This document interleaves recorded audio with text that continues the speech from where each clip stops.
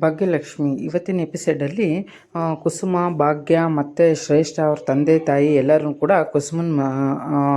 ಎಲ್ಲರೂ ಸೇರಿಬಿಟ್ಟು ಶ್ರೇಷ್ಠನ ಮದುವೆ ನಡೀತಾ ಇರ್ತಕ್ಕಂಥ ಮಂಟಪಕ್ಕೆ ಹೋಗ್ತಾರೆ. ಅಲ್ಲಿ ಶ್ರೇಷ್ಠನ ಜೊತೆ ಎಲ್ಲ ವಾದಗಳು ನಡೆಯುತ್ತೆ. ಶ್ರೇಷ್ಠ ಹೇಳ್ತಾರೆ, ನೀವೆಲ್ಲ ಏನಕ್ಕೆ ಬರಬೇಕಿತ್ತು ಇಲ್ಲಿ, ನಿಮ್ಗೇನು ಸಂಬಂಧ ಇಲ್ಲಿ ಬರೋದಕ್ಕೆ, ನಾನು ಸಂಬಂಧ ಇಲ್ಲ ಅಂದರೆ ಇಲ್ಲಿ ಏನಕ್ಕೆ ಬಂದ್ರಿ ಅಂತೆಲ್ಲ ಒಬ್ರಿಗೊಬ್ರಿಗೆಲ್ಲ ವಾದಿಗಳು ನಡೆಯುತ್ತೆ. ಅದಾದ ನಂತರ ಇವಳು ಶ್ರೇಷ್ಠನಿಗೆ ಭಾಗ್ಯ ಹೇಳ್ತಾಳೆ, ಸರಿ ನಾವೇ ಮುಂದೆ ನಿಂತ್ಕೊಂಡು ನೀನು ಶಾಸ್ತ್ರ ಮಾಡ್ತೀವಿ ಬಾ ಅಂತ ಹೇಳ್ಬಿಟ್ಟು ಕರ್ಕೊಂಡು ಹೋಗ್ತಾಳೆ. ಅರಿಶಿನ ಶಾಸ್ತ್ರ ಮಾಡೋಕ್ಕೆ ಅಂತ ಎಲ್ಲ ವಾದಗಳಾದ್ಮೇಲೆ ಕರ್ಕೊಂಡೋಗಿ ಕೂರಿಸ್ಕೋತಾಳೆ. ಅರಿಶಿನ ಶಾಸ್ತ್ರ ಮಾಡೋಕ್ಕೆ ಕೂತ್ಕೊಂಡಾಗ ಅಲ್ಲಿ ಪುರೋಹಿತರು ಹೇಳ್ತಾರೆ, ಎಲ್ಲರೂ ಆಶೀರ್ವಾದ ಮಾಡಿ ಅಂತ ಹೇಳ್ಬಿಟ್ಟು. ಆವಾಗ ಭಾಗ್ಯ ಎತ್ಕೊಂಡು ಈ ಮದುವೆ ನಡೆಯೋದಕ್ಕೆ ನಾನು ಬಿಡೋದಿಲ್ಲ, ಪುರೋಹಿತರು ಹೇಳಿದ್ರಲ್ಲ ಆಶೀರ್ವಾದ ಮಾಡಿ ಅಂತ, ನಾನು ಮಾಡ್ತಾಯಿರೋ ಆಶೀರ್ವಾದ ಇದೆ, ನಿನ್ನ ಮದುವೆ ಯಾವುದೇ ಕಾರಣಕ್ಕೂ ನಡೆಯೋದಕ್ಕೆ ನಾನು ಬಿಡೋದಿಲ್ಲ, ಇದೇ ನಾನು ಮಾಡ್ತಾ ಇರ್ತಕ್ಕಂಥ ಆಶೀರ್ವಾದ ಅಂತ ಹೇಳ್ಬಿಟ್ಟು ಅರಿಶಿನ ಶಾಸ್ತ್ರದ ಏನೇನೊಂದು ಇದಿರುತ್ತೋ ಅದನ್ನೆಲ್ಲ ಮಾಡಿಬಿಟ್ಟು ಆರತಿ ಮಾಡಿ ಆ ರೀತಿ ಹೇಳ್ತಾಳೆ. ಆವಾಗ ಶ್ರೇಷ್ಠ ಸಿಟ್ಟು ಮಾಡ್ಕೋತಾಳೆ, ಏನಕ್ಕೆ ಈ ಥರ ನನಗೆ ಹೇಳ್ತಾ ಇದೆಯಲ್ಲ ನೀನು, ಮದುವೆ ನಡೆಯೋಕ್ಕೆ ಬಿಡಲ್ಲ ಅಂತ ಹೇಳ್ಬಿಟ್ಟು. ನಾನು ಚಾಲೆಂಜ್ ಮಾಡ್ತೀನಿ, ಅದು ಹೆಂಗೆ ಮದುವೆ ನಡೆಯೋಕ್ಕೆ ಬಿಡಲ್ಲ ನಾನು ನೋಡ್ತೀನಿ, ನಾನು ಮದುವೆ ಆಗೇ ಆಗ್ತೀನಿ ಅಂತ ಹೇಳ್ತಾಳೆ. ಆವಾಗ ಅಲ್ಲಿ ಇದ್ದಂಥ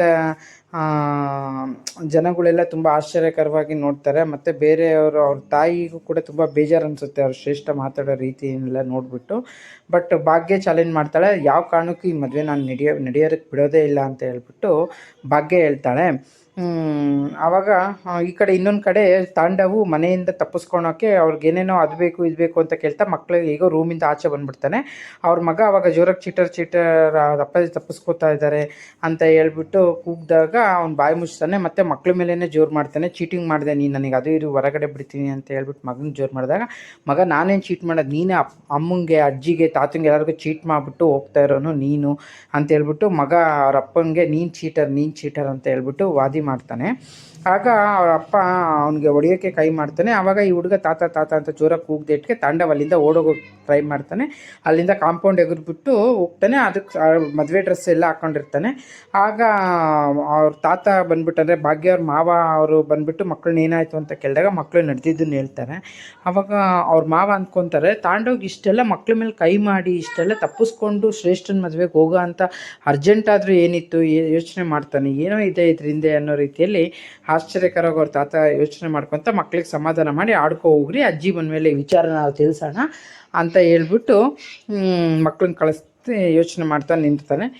ಈ ಕಡೆ ಮತ್ತೆ ಮದುವೆ ಮಂಟಪದಲ್ಲಿ ಎಲ್ಲ ಜನಗಳೆಲ್ಲ ಈ ಶ್ರೇಷ್ಠ ಮದುವೆ ಬಗ್ಗೆ ಅಲ್ಲಿ ಬಂದಿದ್ದಂಥ ಮೇಕಪ್ ಆರ್ಟಿಸ್ಟು ಅವ್ರುಗಳಿಗೆಲ್ಲ ವಿಚಾರ ಏನು ಗೊತ್ತಾಗುತ್ತೆ, ಇದು ಈ ಥರ ಹಿಂಗೆ ಎರಡನೇ ಮದುವೆ ಅನ್ನೋದು. ಆಗ ಅವ್ರು ಅಂದ್ಕೊತಾರೆ, ಇವಳಿಗಂತೂ ಬುದ್ಧಿ ಇಲ್ಲ, ಮದುವೆ ಆಗ್ತಿರೋನ್ಗಾದ್ರು ಬುದ್ಧಿ ಬೇಡವಾ ಅಂತ ಹೇಳ್ಬಿಟ್ಟು ಅವ್ರು ಮಾತಾಡ್ಕೊಂಡಾಗ ಕುಸುಮ ಅಂತಾಳೆ, ಮದುವೆ ಆಗೋನು ಇಲ್ಲೇ ಎಲ್ಲೋ ಇರ್ತಾನೆ, ನಾನು ಹೋಗಿ ಹುಡ್ಕೊಂಬರ್ತೀನಿ ಅವನನ್ನ ಅಂತ ಹೇಳ್ಬಿಟ್ಟು ಕುಸುಮ ಹೋಗ್ತಾಳೆ. ಆಗ ಅಲ್ಲಿ ಅವಳು ಹುಡ್ಕೊಳಕ್ಕೆ ಹೋದಾಗ ಈ ಕಡೆ ಆಟೋದಲ್ಲಿ ತಾಂಡವು ಮದುವೆ ಮಂಟಪಕ್ಕೆ ಬರ್ತಾ ಇರ್ತಾನೆ. ಅವನು ನಂದು ಏನು ಕರ್ಮ ಇದು ಅಂತ ಅಂದ್ಕೊತಿರುವಾಗ ಆಟೋ ಡ್ರೈವರ್ ಜೊತೆಯಲ್ಲಿ ಸ್ವಲ್ಪ ವಾದ ನಡೆಯುತ್ತೆ. ಆಗ ಅವ್ನು ಆಟೋಯಿಂದ ಹೇಳಿದಾಗ ಆಟೋ ಡ್ರೈವರ್ ಹೇಳ್ತಾನೆ, ಇಂಥ ಕರ್ಮದ ಮದುವೆ ಏನು ಸರ್ ನೀವು ಮದುವೆ ಗಂಡು ಅಂತೀರ, ನಿಮ್ಮನ್ನು ವೆಲ್ಕಮ್ ಮಾಡ್ಕೊಳಕ್ಕೆ ಕೂಡ ಇಂಥ ದರಿದ್ರದ ಮದುವೆ ಆಗೋ ಅವಶ್ಯಕತೆ ನಿಮಗಿದೆಯಾ ಅನ್ನೋ ರೀತಿಯಲ್ಲಿ ವ್ಯಂಗ್ಯವಾಗಿ ಆಟೋ ಡ್ರೈವರ್ ಮಾತಾಡ್ತಾನೆ. ತಾಂಡೋಗಿ ಅದೇ ಯೋಚನೆ ಆಗುತ್ತಲ್ಲಿ, ಯಾರೂ ಇರಲ್ಲ ಏನೂ ಇರಲ್ಲ, ಏನು ಈ ಥರ ಅಂತ ಹೇಳ್ಬಿಟ್ಟು ಅಂದ್ಕೋತಾನೆ. ಅಷ್ಟಕ್ಕೆ ಎಪಿಸೋಡ್ ಮುಗ್ದಿದೆ, ಸೋಮವಾರದ ಎಪಿಸೋಡು. ಮಂಗಳವಾರದ ಎಪಿಸೋಡ್ ನೆಕ್ಸ್ಟ್ ನಾನು ಅಪ್ಡೇಟ್ ಮಾಡ್ತೀನಿ. ಸೆಪ್ಟೆಂಬರ್ 2ನೇ ತಾರೀಕಿನ ಎಪಿಸೋಡ್ ಇದು. ಈಗ 3ನೇ ತಾರೀಕಿನ ಎಪಿಸೋಡ್ ನಾನು ಅಪ್ಡೇಟ್ ಮಾಡ್ತೀನಿ.